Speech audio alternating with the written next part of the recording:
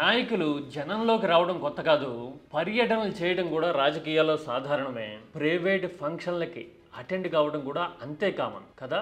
కానీ జగన్ అడుగు బయట పెడితే తండోపతండాలుగా తరలి వస్తున్న జనం గురించి రాష్ట్ర వ్యాప్తంగా ఒక విభిన్నమైన చర్చ ఎందుకు జరుగుతోంది? అధికార పక్షంలో ఎందుకు ఉలికిపాటు కనిపిస్తోంది? మీడియా చిత్ర విచిత్రమైన లాజిక్లు తీసుకొచ్చి ఎదురుదాడి చేసేందుకు ఎందుకు ప్రయత్నం చేస్తోంది జగన్ మీద? ఒక్క వారం రోజుల వ్యవధిలోనే 2 పర్యటనలు, అటు హైదరాబాద్ ఇటు రాప్తాడు. ఈ రెండిట్లోనూ కామన్ గా కనిపించిన దృశ్యాలు చూస్తుంటే ఏపీలో పొలిటికల్ ఎజెండా ఇప్పుడు జనం రావడం అనే అంశం మీదకి వెళ్ళిపోతోందా అని అనిపిస్తూ ఉంది. ఒకవేళ అదే జరిగితే గనక ఎవరికి అడ్వాంటేజ్? రాజకీయ లెక్క ఎలా మారచ్చు?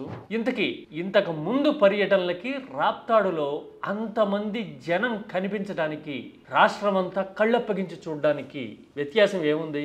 ఎందుకు రాప్తాడు గురించి ఇప్పుడు రాజకీయం రీసౌండ్ వచ్చే రేంజ్ లో మాట్లాడుతోంది?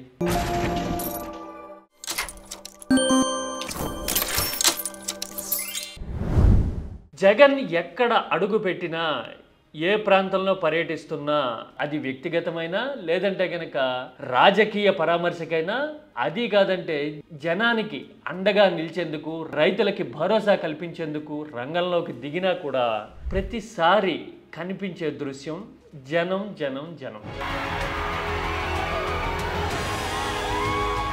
ఇదిగో మీరు ఇప్పుడు చూస్తున్నారు కదా, ఇది ఒకటేమో నర్సీపట్నం మెడికల్ కాలేజీ దగ్గరికి జగన్ వెళ్తున్నప్పుడు కనిపించిన దృశ్యం.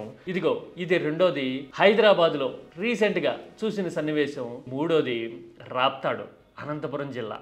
ఇలాంటి సీన్ కనపడుతూ ఉండేసరికి రాష్ట్రం అంతా రాజకీయ క్యూరియాసిటీ పెరుగుతోంది. జగన్ అసలు బయటికి వెళ్తున్నాడు, జనంలోకి వెళ్తున్నాడు, లేదంటే ఏదన్నా కార్యక్రమానికి హాజరవుతున్నాడు అంటే చాలు ఇప్పుడు ఎంతమంది జనం రాబోతున్నారు, ఎలాంటి దృశ్యాలు కనిపిస్తాయి అని జనం ఉత్సుకతతో ఎదురు చూసే పరిస్థితి వచ్చేసింది. చూశారుగా రాప్తాడులో తోపుతుర్తి ప్రకాష్ రెడ్డి ఇంట్లో పెళ్లికి జగన్ హాజరయ్యేసరికి ఇదిగో చుట్టుపక్కల జనమంతా ఇలా తండోపతండాలుగా ఇసకేస్తే రానట్టుగా, ఏదో ఉత్సవం జరుగుతున్నట్టుగా, వీళ్ళందరినీ ప్రత్యేకంగా పిలిచినట్టుగా ఇదిగో ఇలా పోటెత్తినట్టుగా రావడం చూస్తే ఆశ్చర్యం అనిపిస్తుంది. నిజానికి ఇలాంటి పెళ్లిళ్ళకైనా వ్యక్తిగత పర్యటనలకైనా కానీ వెరీ షార్ట్ నోటీస్ ఉంటుంది. అంటే జగన్ వస్తాడు అనే విషయం ప్రజల్లోకి తెలియడానికి చాలా తక్కువ టైమే ఉంటుంది. అయినా సరే అంత తక్కువ టైం ఉన్నా కానీ ఇంత ఎక్కువ మంది చూస్తుంటేనే అనిపిస్తుంది కదా, కొన్ని వేల మంది వచ్చేసి ఉంటారు ఇక్కడ అని. ఇలా వచ్చేయడం మీద ఇప్పుడు రాష్ట్ర రాజకీయాల్లో లోతైన చర్చ జరుగుతూ ఉంది. ఎందుకంటే ఇప్పుడేమీ ఎన్నికలు లేవు, జగన్ ప్రత్యేకంగా రాజకీయ కార్యాచరణ ఏది ఇంకా ప్రకటించలేదు. పైగా ఇప్పుడు వీళ్ళంతా వచ్చి రాజకీయాన్ని మార్చేది, తిరగరాసేది కూడా ఏం లేదు. అయినా ఎందుకు వస్తారు అంటే చూడడానికి, మాట్లాడడానికి, వీలైతే కరచాలనం చేయడానికి, కాదంటే గనక ఏళ్ళేసి అభిమానం తెలియజేయడానికి. అంటే ఎన్నికలు జరిగి 1.5 ఏడాదిన్నర అయిందో లేదో ఒక ఓడిపోయిన పార్టీ నాయకుడికి ఇంతమంది అభిమానులు పోటెత్తినట్టుగా సముద్ర కెరటాల్లాగా రావడం అనేదే ఇప్పుడు రాజకీయాల్లో అసలు పాయింట్ అయిపోతుంది. మిగతా ఎజెండాలన్నీ క్రమంగా పక్కకు పోతున్నాయి. జగన్ కోర్టుకి హాజరైనా కూడా జగనన్న చూడడానికి వచ్చేసాం అని పక్క రాష్ట్రపు రాజధాని హైదరాబాద్లో జనం రావడం అంటే జనంలో ఏదో అంతర్మధనం ఉంది అని అనుకోవాలా? అంతకు మించిన కారణాలు ఏమైనా ఉన్నాయా? ఇదే అసలు పాయింట్. జనం జగన్ సభలకు వస్తున్న ఈ జన సందోహం గురించి మాట్లాడుకుంటూ ఉండేసరికి ఈ మధ్యకాలంలో మీడియా ఎదురుదాడి చేయడం ఎక్కువైపోయింది టీడీపీకి అనుకూలంగా. జగన్ ఎక్కడికి వెళ్ళినా భారీ స్థాయిలో జన సమీకరణ చేసేస్తున్నారని, వాళ్ళ వల్ల ప్రజలకి తీవ్రమైన ఇబ్బందులు కలిగిపోతున్నాయి అని హైదరాబాద్ విషయంలో రాయడం చూసాము. ఇదిగో ఇప్పుడు రాప్తాడు విషయంలో కూడా ఇదే రాతలు కనపడుతూ ఉన్నాయి. అంటే ఏదో రకంగా జగన్ని, జగన్ చుట్టూ ఉన్న వాళ్ళని బ్లేమ్ చేయాలి అనే దుగ్ధ తపన ఇందులో కనపడుతూ ఉంది. జనం సమస్యల మీద, జనం ఇబ్బందుల మీద ఇంత కన్సర్న్ ఉంది కదా ఇదే మీడియాకి. మరి దీపావళి ముందు రోజు విజయవాడ బిజినెస్ బజార్లో వ్యాపారాన్ని ఆపేసి చిరు వ్యాపారులను ఇబ్బంది పెట్టేస్తూ జనాన్ని కూడా అసలు ఏమీ కొనుక్కోవడానికి అనుమతించకుండా బ్యారికేడ్లు పెట్టేసి మరి మనం గంటల తరబడి షూటింగ్ చేశాం కదా, అప్పుడు ఎందుకు మీడియా ఒక్క ముక్క ఒక లైన్ కూడా రాయిలా ఎక్కడ.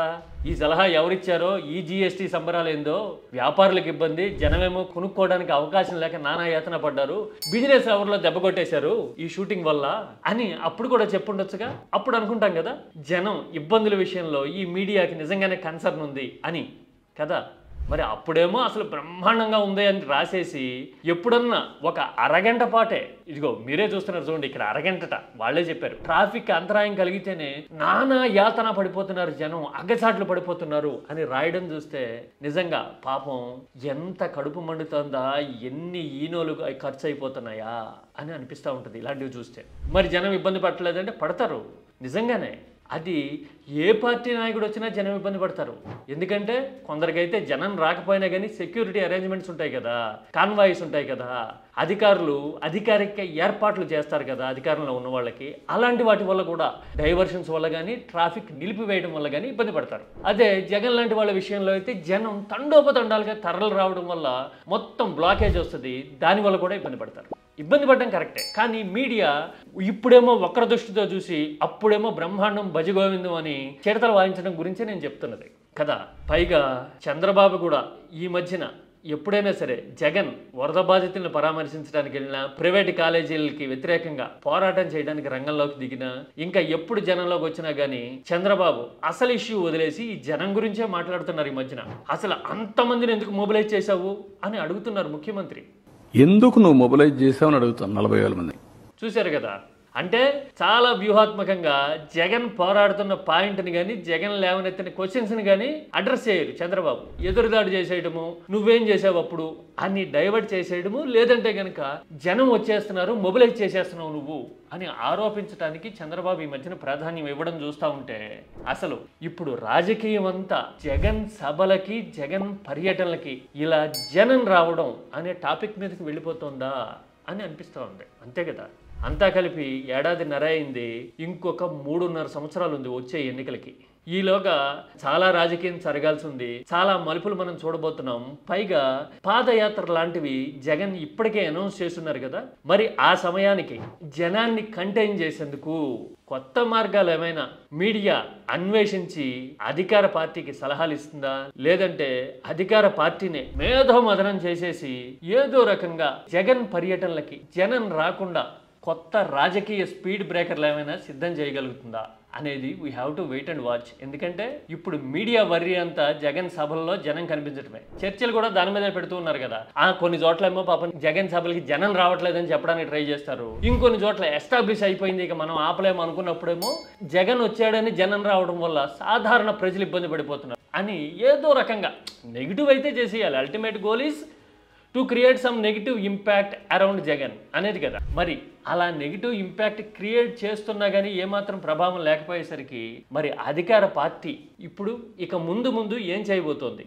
జగన్ సభలకి జనం రాకుండా కొత్త రాజకీయ అడ్డుకట్టలు ఏమైనా వేస్తారా, లేదంటే గనక వ్యూహాత్మకంగా ఏవైనా పావులు కదుపుతారా అనేది we have to wait and watch. ఎందుకంటే ఇలాగే జనం వచ్చి పోటెత్తే సిచ్యువేషన్ ఉంటే కనుక ఇప్పుడే ఇలా ఉందంటే ఇంకొక ఏడాదిన్నర పోయిన తర్వాత రాష్ట్రం అంతా జగన్తోనే ఉంది అనే ఇంప్రెషన్ ఎవ్వరూ చెప్పకుండానే ఎట్ ఏ గ్లాన్స్ ఆ దృశ్యాలు చూస్తే అర్థమైపోతుంది కదా. అలా జరిగితే గనక రాజకీయంగా ఎంతటి పెను సవాల్ ఫేస్ చేయాల్సి ఉంటుంది అనేది అధికార పార్టీకి, చంద్రబాబుకి ఎవరో ప్రత్యేకంగా చెప్పక్కర్లేదు కదా. అందుకోసమే అంటున్నది ఇప్పుడు ఏపీ రాజకీయం అంతా జగన్ సభలకి, జగన్ పర్యటనలకి, జగన్ అడుగు పెడితేనే వస్తున్న జనం చుట్టూ తిరుగుతూ ఉంది. మీరేమంటారు? ఇంత తండోపతండాలుగా తరలి వస్తున్న జనం ఏపీకి ఏం చెప్తున్నట్టు? Any thoughts?